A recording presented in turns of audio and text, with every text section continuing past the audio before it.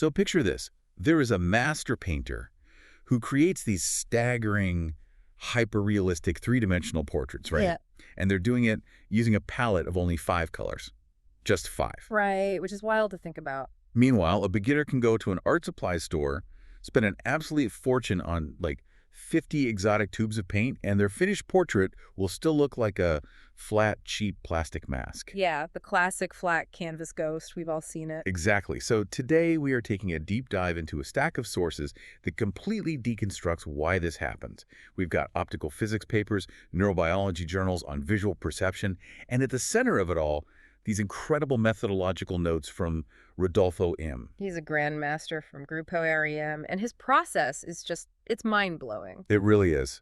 And the mission of this deep dive is to prove we aren't just looking at, a basic acrylic tutorial today. We are going to uncover how a master manipulates photons of light to pull off this brilliant neuroscientific trick on the human eyeball. Because that plastic mask phenomenon you mentioned, it's something literally anyone who has ever picked up a brush has experienced. Oh, 100%. You've got your fresh, clean, 40 by 25 Phoenix canvas. You have a high-resolution reference photo. You carefully copy every eye.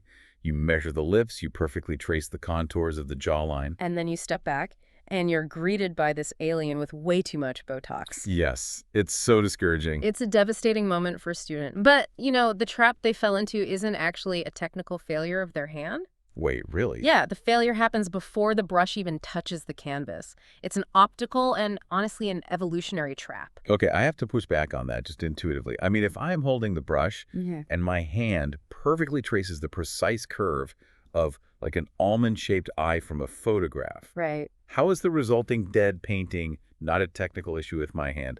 I'm the one who drew it. Well, think about the primary function of the human brain.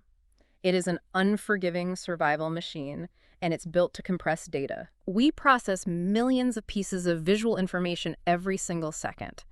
So to keep us from, short-circuiting, the visual cortex categorizes everything instantly. It forces you to see abstract concepts or symbols. Oh, I see where you're going with this. Yeah, it whispers to you, eyes are almond-shaped, noses are triangles, skin is peach-colored. So when you trace that photo, you aren't actually painting the person. You're painting your brain's evolutionary shortcut of a person. Exactly. You're painting a symbol. And visual reality is not made of symbols. Visual reality is made of incredibly complex volumes that are sculpted by light in three-dimensional space. So when you paint an abstract symbol, instead of painting how actual photons hit physical matter, the painting just dies. It loses its biological temperature. Right. It's dead on arrival. Okay, so if we aren't supposed to be painting symbols, where does the construction of life actually begin? Because looking through Rodolfo M's process in our notes, he starts before a face even exists. Yeah, his very first move. It's so counterintuitive. He takes this pristine, pure white canvas, and he just violently destroys the white using a color called Naples yellow. Because pure white is an optical death trap. An industrial white canvas bounces photons of light so aggressively that it literally blinds your perception. Wow, really? Blinds you? Yeah, it overloads the retina. It completely miscalibrates your brain's internal tonal meter. If you try to judge how dark a delicate shadow on a cheekbone should be against a glaring chemical white background, your visual cortex will guess wrong every single time. Which makes total sense when you put it like that. It's like trying to whisper over the sound of a jet engine. That's a perfect way to describe it. So he washes the entire canvas in Naples yellow, and he applies it chaotically, right? Like with a sponge or a large brush. Our sources describe this as creating a thermal, luminous bed. He's establishing an emotional warmth. Naples yellow is this dense, earthy, radiant tone. By saturating the canvas with it, he turns off that blinding fluorescent glare and replaces it with, like, a glowing ember. An analogy from film production kept coming to my mind while I was reading this section. Oh, yeah. What's that? Well, in audio design, there's this crucial concept called room tone. If you're shooting a movie and 2 characters are sitting in a room in total silence, a completely digital, 0 decibel silence feels dead. Right, it's unsettling. Exactly. It feels robotic and deeply unnatural to the human ear. The room needs a silent vibration, the natural hum of the air conditioning, the distant traffic, before the actors even deliver their lines. To me, this Naples yellow is the room tone of the canvas. Oh, I love that. That invisible vibration is exactly what the master is engineering here. The Naples yellow acts as this heated room waiting for guests to arrive. It sets a stage so that the light has a warm living place to rest. True art always begins in the preparation of that silence. Okay, so the room tone is set. The canvas is vibrating with this warm yellow, and the initial sketch is drawn.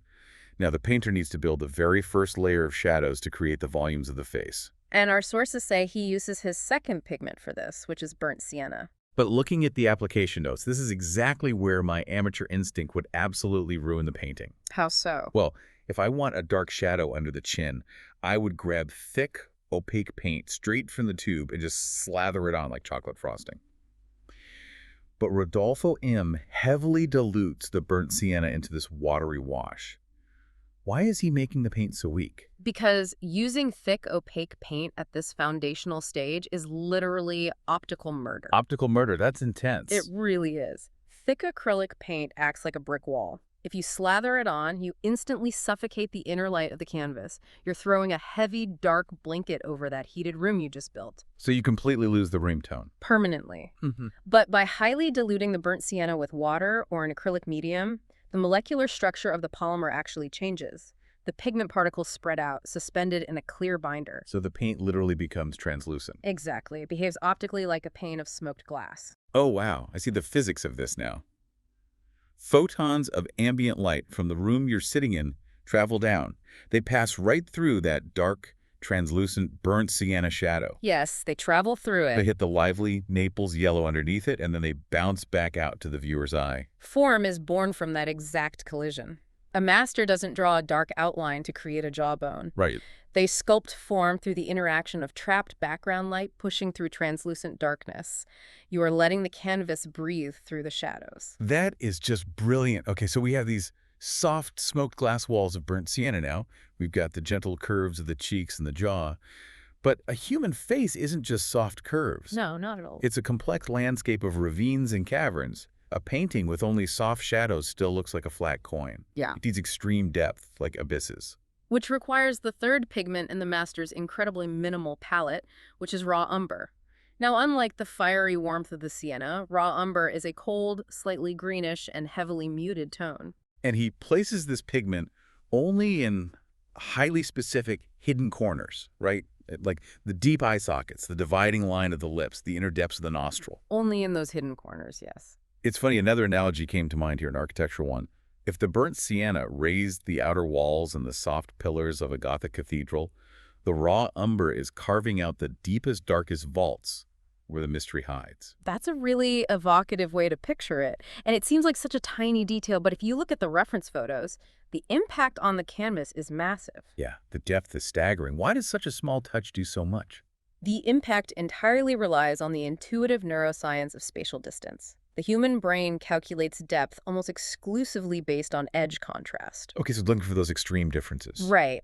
If you correctly place those dark, cold abysses, those deep vaults of raw umber you mentioned, they visually violently push the canvas backward. They create an undeniable void. And when the visual cortex registers that extreme void, it just panics and effortlessly fills in the rest of the three-dimensional realism for you. Exactly. You don't need to paint every microscopic pore and individual eyelash to make a portrait look hyper-real. Which is such a relief, honestly. Right. You don't need hyper-detail if your structural contrast is scientifically accurate. The brain does the heavy lifting. The brain actually wants to see a 3D face, so if you give it the correct mathematical cues of depth, it hallucinates the realism. Okay, let's step back and look at the canvas now. We have the luminous bed of Naples yellow. We have the soft, translucent walls of burnt sienna. We have the deep, cold vaults of raw umber. It's coming together. The portrait has staggering depth, and it establishes what classical painters call a grisaille, a foundational underpainting of pure structure. But it's entirely in shadow. It still looks like a masterpiece carved from fine wood.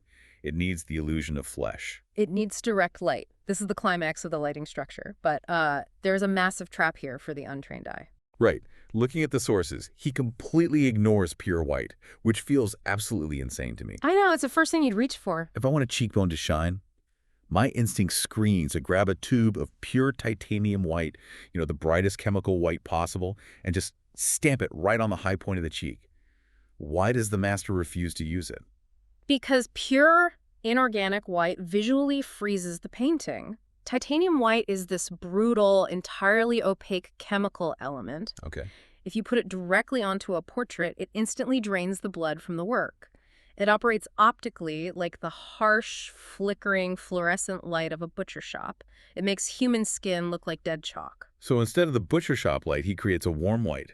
The notes say he takes that titanium white, but mixes in a pinch of yellow ochre till the paste stops looking like snow and starts looking like creamy butter, or like old ivory. Yes. But why yellow ochre specifically? To mimic the biological phenomenon of subsurface scattering, you see, human skin is not a solid sheet of plastic. It's a gelatinous, semi-translucent membrane, and it's filled with subcutaneous fat, moisture, and rushing blood. When real light hits a human cheek, it penetrates the skin, illuminates that fat and blood, and bounces back a warm, golden glow. Oh wow, so that creamy, buttery white captures the exact biological temperature of a living organism. Exactly. It functions like a surgical spotlight. In theater design, if a lighting tech turns on every single stage light to maximum blinding brightness, the drama of the scene is completely flattened. It just looks washed out. Right. The stage looks boring. You need one powerful, highly focused spotlight hitting the lead actor to create tension. And notice the profound restraint in the master's application here. Yeah, he barely touches the canvas. He touches that warm, buttery highlight just to the very tip of the nose or the absolute highest ridge of the cheekbone, and then he immediately stops. He removes the brush. That restraint is exactly what makes it work, because the breathtaking power of that single creamy highlight depends entirely on the vast ocean of shadows beneath it. The void. Exactly. The light only possesses power because it is surrounded by those deep, carefully carved vaults of raw umber and burnt sienna. Light does not exist without the void. Okay, so at this point, the structural engineering is complete. We have an incredibly three-dimensional, warm face. But it still needs a pulse. It needs to breathe. Our sources describe this next phase as a visual symphony, the introduction of optical color and the final anchor. Right. This is the application of veladuras, or transparent glazes. He takes vibrant, highly saturated pinks and yellows, dilutes them with medium until they are essentially colored water, and just washes them over the carefully constructed shadows. But the mind-bending detail in the neurobiology research is that these vibrant colors aren't being physically mixed together on the painter's wooden palette. They're not, because the physical mixing of paint creates muddy, dead tones. The master relies on a phenomenon called optical color. Right. The colors mix entirely inside the retina of the observer. Unpack the physics of that for me, because it sounds a bit like magic. Well, because the master is using highly diluted, transparent pink, the paint acts exactly like a sheet of colored cellophane. Okay, I can picture that. When he glazes that pink cellophane over a cheek shadow, the ambient light from the room travels through the pink, hits the dark structural shadow beneath it, and bounces back to your eye. Your brain receives the data of the dark volume and the data of the pink vibration at the exact same millisecond. It perfectly simulates the blood capillaries rushing just beneath the epidermis. Yes. The underlying shadow structure remains completely intact, but suddenly it has a biological pulse. And then he glazes a transparent yellow over the lighter areas, injecting the vibration of the sun bouncing around the room. It is exactly like holding the sustain pedal on a piano. Oh, how so? Well, you strike a deep, heavy chord in the bass that represents your shadow structure. You hold the pedal down so those heavy strings keep vibrating, and then you play these high, bright, delicate notes over the top, the transparent pinks and yellows. Oh, that's beautiful. The layers of sound do not erase each other. They live together in the air as a simultaneous visual symphony. They live together in the air. That is the perfect way to describe the optical physics of glazing. But, Yeah. a symphony of floating light and floating color needs grounding, or the whole illusion falls apart. Right. The master needs to bolt this entire structure to the earth. Which brings us to the fifth and final color in this incredibly restricted palette, Payne's Gray. Payne's Gray is a deep, cold, blue-black. And Rodolfo M. deploys it with surgical caution. He places it exclusively in the absolute darkest pinholes of the human face. Like where? The very center of the pupil. The deepest, most hidden, microscopic corner of the nostril. The absolute darkest, sharpest crease where the lips meet. My beginner instinct would be absolutely terrified to put a blue-black on a warm, glowing pink face. Why just those microscopic spots? Because it acts as a lead anchor. By placing the ultimate absence of white, a true cold black in just 3 or 4 tiny pinholes, it violently pushes all of that three-dimensional warmth, all of that optical color, and all of that creamy white outward toward the viewer. It forces perspective. It is the final extreme contrast that shatters the brain's skepticism and forces it to accept the illusion as absolute reality. When you step back from the easel and look at what was just achieved with 5 tubes of paint, I mean, it fundamentally redefines what art is. A masterful portrait is never, ever a photographic copy of a face. Never. A photograph only captures the surface. A masterwork captures the physics of existence. It is pure engineering of light. It's an architecture of contrast. It proves that true artistry isn't about hoarding 100 expensive exotic pigments to match every single skin tone. No, it's about deeply understanding the physics of nature and the psychology of how humans actually perceive the world. Once you understand that light and shadow are actual physical things that you can trap, manipulate, and bounce through translucent polymer, you realize that those 5 tubes of paint contain the entire universe of human emotion. And what makes diving into this material so rewarding is that art, at this elite level, is a tool.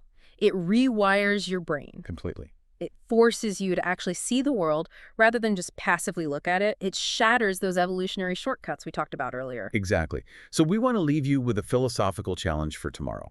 When you're going about your day, maybe you're sitting on the subway looking at the passengers across from you, or you're having coffee across the table from a friend. Yeah. Consciously stop looking at their eyes or their mouth.